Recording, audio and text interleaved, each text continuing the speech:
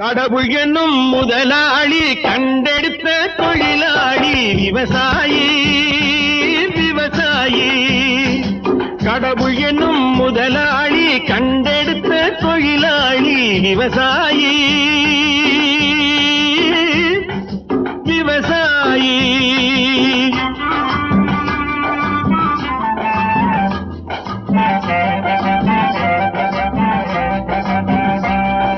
முன்னேற்ற பாதையிலே மனச வைத்து முழு மூச்சாய் அதற்காக தினம் உழைத்து, முன்னேற்ற பாதையிலே மனச வைத்து